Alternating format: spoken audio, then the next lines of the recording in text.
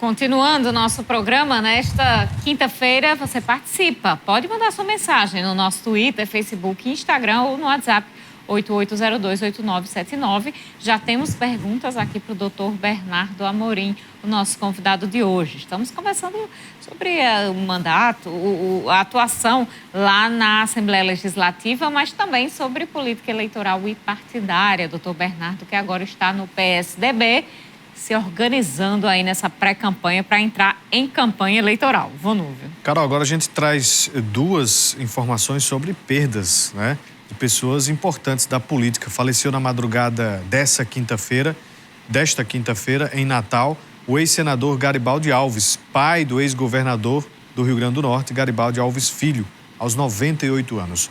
O político morreu em casa por causas naturais. Garibaldi Alves iniciou sua carreira política em 1958, quando se elegeu deputado estadual. Foi reeleito 2 vezes, em 1962 e em 66, até seu mandato cassado e seus direitos políticos suspensos por 10 anos. Em 1969, durante a ditadura militar, em janeiro de 2011, Garibaldi assumiu o Senado do Rio Grande do Norte. Ele também foi vice-governador na gestão de Geraldo Melo e chegou a assumir o governo pelo menos 2 vezes durante o mandato. Em nota, o Movimento Democrático Brasileiro, MDB, do Rio Grande do Norte, expressou o profundo pesar em comunicando o falecimento de Garibaldi Alves. O político foi um dos fundadores do MDB no Rio Grande do Norte.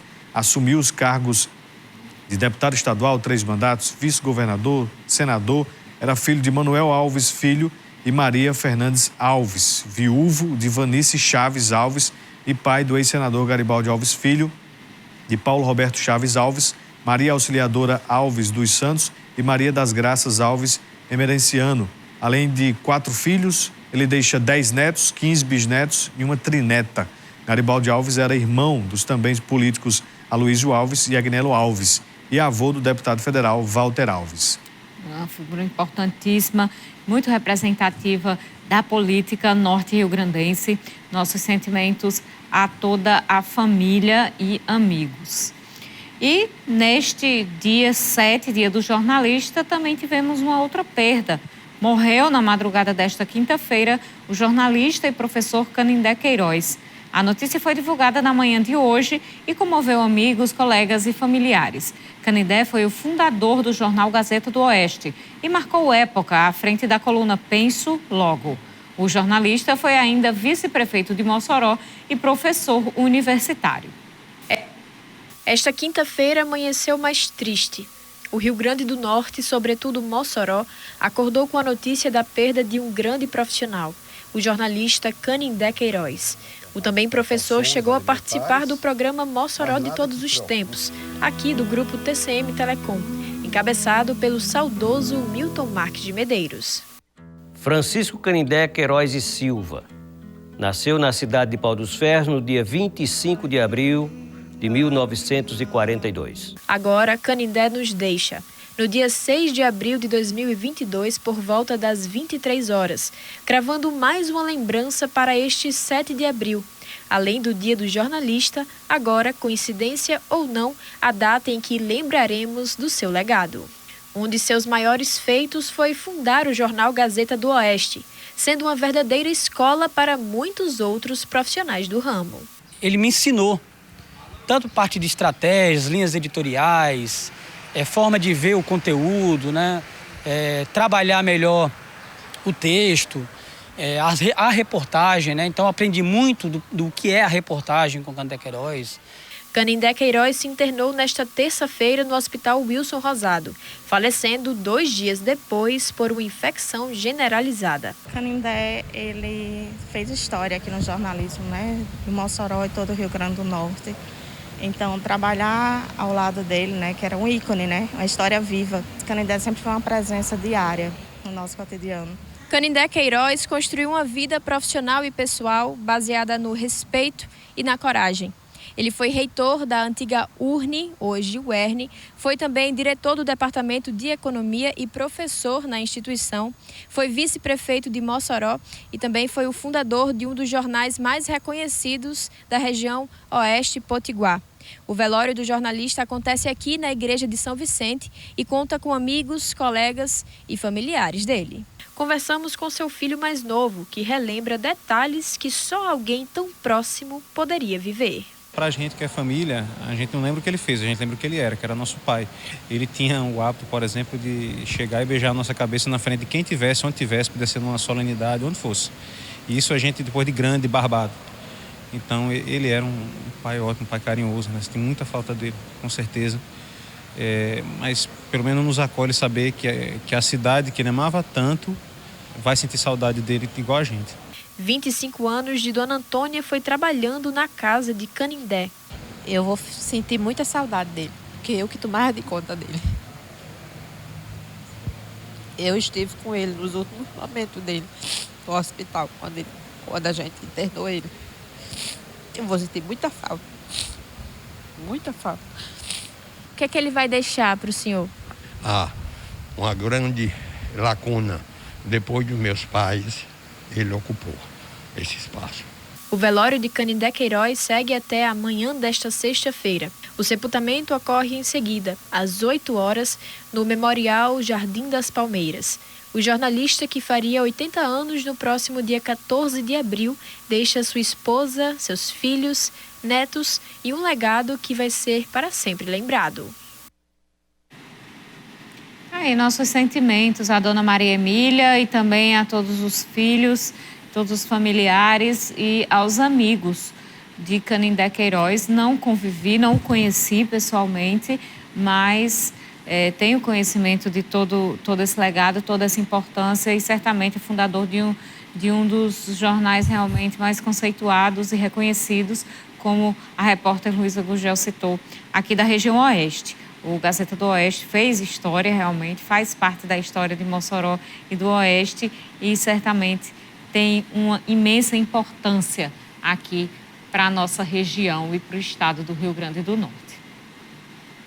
Vamos continuar agora a nossa conversa com o doutor Bernardo Amorim, deputado estadual pelo PSDB agora, saiu do MDB, foi para o PSDB e também tem outras pré-candidaturas da família. E nós temos aqui a pergunta do Raimundo Nonato, do Lagoa do Mato. Está perguntando se o deputado vai fazer parceria com o presidente da Câmara Municipal de Mossoró, Laurêncio Amorim, que é sobrinho de doutor Bernardo. Essa pergunta, Raimundo, essa pergunta é uma pergunta recorrente e é muito importante que ela tenha sido feita para que a gente possa explicar.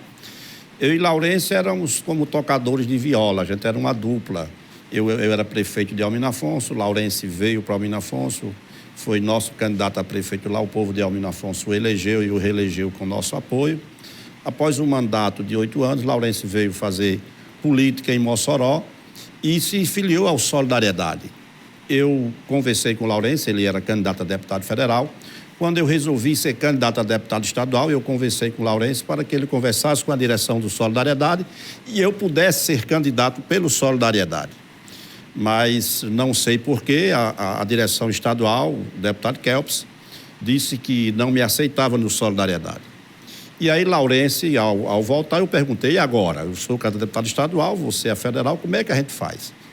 Você vai sair do Solidariedade e ir para onde eu for? Eu não fui aceito no Solidariedade, eu tenho que buscar um novo caminho, que era o MDB, onde Laurêncio tinha sido, inclusive, prefeito do MDB, onde eu tinha uma afinidade. E Laurêncio disse, tio, eu quero continuar no Solidariedade. Então, Laurêncio, eu vou seguir outro caminho. E aí eu fiz parceria política, obviamente, na época com Walter Alves, e Laurêncio teve que fazer parceria com o estadual do Solidariedade, que era Kelps. Então, portanto, esclarecendo aqui, deixando bem claro, que não há nenhum conflito nisso. Laurêncio seguiu a carreira dele e eu segui a minha. Então, agora, a situação ainda vai ficar mais difícil das pessoas entenderem. Porque Laurêncio é candidato a deputado federal pelo Solidariedade, com certeza, e é natural, tem que fazer parceria com o soldado Jadson, que é apoiado por Alisson aqui em Mossoró. Eu acredito que o caminho é esse, foi isso que ele me disse, é natural que isso ocorra. E eu continuo num outro caminho e ficou muito mais complexo ainda de entender. A minha esposa é candidata a deputada federal na nominata do MDB. Mas não tem conflito nisso. A gente tem uma atuação muito mais lá na região do Oeste, Alto Oeste, e Laurence vai seguir a carreira dele e eu a minha, sem ter nenhum conflito. Nos falamos diariamente, eu e Laurence, eu e o pai dele, Alcindo, de quem sou muito amigo, cunhado e amigo, e não tem conflito nisso, apenas nós seguimos caminhos diferentes. Agora, existe essa parceria entre o PSDB e o MDB, realmente, que foi anunciada por Walter Alves e Ezequiel. Foi o único anúncio oficial que Ezequiel fez em todo esse moído das nominatas, vamos chamar assim, que foi essa parceria. E essa parceria, inclusive, tem justamente isso, né? O próprio Álvaro Dias está em um partido, o filho no outro. E o mesmo está acontecendo com o senhor e a sua esposa. Verdade. Essa parceria, então, vai com a esposa nessa casadinha, a gente pode dizer? Veja que situação eu fiquei, Carol. Eu queria ser candidato pelo MDB. Se é natural até que no futuro eu peça para sair do PSDB e ir para o MDB. Isso aqui não adianta tapar sol com peneira. Mas por que eu não pude ser candidato pelo MDB? Porque ficamos, Nelter, éramos deputados do MDB, eu e Nelter. E o filho de Adjuto, prefeito de Natal, era afiliado no MDB. O filho de Adjuto, se eu ficasse no MDB, sairia. Não aceitava ficar, eu e ele, porque provavelmente um dos dois perderia. Então eu tive que sair do MDB, porque se eu ficasse lá, ele ia sair, eu ia ficar só. E para montar uma nominata só ia ser uma coisa difícil. Para mim era melhor ir para o meio de um grupo de 12 deputados estaduais. É aquilo que eu tenho dito. O problema é a legislação que nos impôs essa situação delicada, esse samba de crioulo doido que está aí. O Gilvan, ele ligou bem antes de começar aqui o nosso cenário político, ligou lá para a nossa redação e ele perguntou qual avaliação o deputado faz sobre as duas pré-candidaturas, as principais, ao Senado. Veja bem, nós temos hoje duas situações. Temos Carlos Eduardo, candidato a senador, e eu aqui vou dizer algo que talvez muita gente nem sabe, mas vou deixar aqui muito claro. Eu não voto em Carlos Eduardo Alves. Não voto por uma razão muito simples. Eu fui o terceiro deputado estadual mais votado. Ele não teve sequer a iniciativa de me fazer uma ligação e dizer, doutor Bernardo, eu sou pré-candidato a senador, vamos conversar, posso contar com seu apoio e tal. Ele não teve nenhuma iniciativa nesse sentido. Segundo, porque eu gosto de fazer política com quem faz política. Eu amanheço todo dia com esses meus 2 celulares aqui, respondendo o WhatsApp, resolvendo o problema do povo, e eu não vejo em Carlos Eduardo esse perfil de quem está fazendo política diariamente, tá certo? Eu até costumo dizer, às vezes brincando, que às vezes o Senado é o céu, eu acho que Carlos Eduardo quer ir para o céu sem morrer. E tem que morrer, tem que fazer política, tem que vir lá para o Almino Afonso, como eu faço, para Severiano Melo, Pilões, andar, atender e ir para onde o povo está. Você está entendendo? Eu acho que o político tem que ir para onde o povo está. Então, é um político que está distanciado das bases, tem um partido que não tem um vereador, não tem um prefeito, não procurou montar. Então, eu acho que Rogério tem feito muito mais isso. Tem ido buscar apoios, tem andado, deu uma grande contribuição ao Rio Grande do Norte do Ministério do Desenvolvimento Regional. Isso é inegável por toda a classe política do Rio Grande do Norte. E, portanto, o meu apoio, eu voto e vou pedir voto para Rogério Marinho. Não tenho como votar num político que não faz política. A gente tem aqui a Fátima Moura, que quer parabenizar a gente, viu, Vanúvio, pelo Dia do Jornalista. Muito obrigado. E parabeniza o doutor Bernardo pelo trabalho que vem desenvolvendo no Rio Grande do Norte e pedir que continue cobrando a todos os gestores e políticos um atendimento humanizado para toda a população, pois a cada dia a situação fica pior nos hospitais e UPAs. É a Fátima Diogo participando aqui no nosso Instagram. Você pode participar também. Doutor Bernardo, em relação a pré-candidatura de Ezequiel, o grupo bolsonarista ali tentando levá-lo à oposição a Fátima Bezerra, e também o MDB ia para um lado, não ia, vai ser vice de Fátima, não vai ser. O que é que está acontecendo nos bastidores? O que é que pode ser dito aqui do que já está certo? Olha, durante esse período eu conversei com Ezequiel, inclusive antes da minha filiação ao partido, naquele momento de indefinição. Eu fui ao seu gabinete na Assembleia e ele me perguntou, Bernardo, qual é a sua posição? Eu digo, eu estou dependendo, eu não posso lhe dizer a minha posição se eu não sei a sua. Você pode ser candidato a estadual, federal, vice-governador, governador, senador. Quando você decidir a que é candidato, você me pergunta que eu vou dizer qual é a minha. E realmente acabou que não se concretizando a candidatura de Ezequiel, que, a bem da verdade, a meu ver, era a única candidatura que teria condições de enfrentar, com condições de vitória, o governo Fátima. O governo Fátima, que tem deficiências, tem problemas, tem muita gente que não está satisfeito, mas a oposição também não tem um nome à altura de enfrentá-la. É isso que eu tenho visto e tenho avaliado. E aí o que está se configurando agora, porque existia uma parceria entre Walter e Ezequiel. Uma vez Ezequiel candidato a governador, Walter seria o vice. Agora, como Ezequiel, até que prova em contrário, não é candidato, eu acho que no momento atual, o nome que está em alta para ser vice-governador agora de Fátima é o nome de Walter Alves. Eu acho que ele voltou para o tabuleiro e pelas conversas que tenho tido, inclusive são conversas que têm acontecido em Brasília, há um interesse do MDB do Nordeste, um interesse de Lula de ter o apoio do MDB do Rio Grande do Norte, que aliás hoje é o único MDB ainda que não está totalmente definido em relação ao apoio a Lula, e eles vão fechar isso. Eu acredito que em breve Walter será anunciado vice-governador de Fátima. Doutor Bernardo Amorim, muito obrigada pela presença no nosso programa.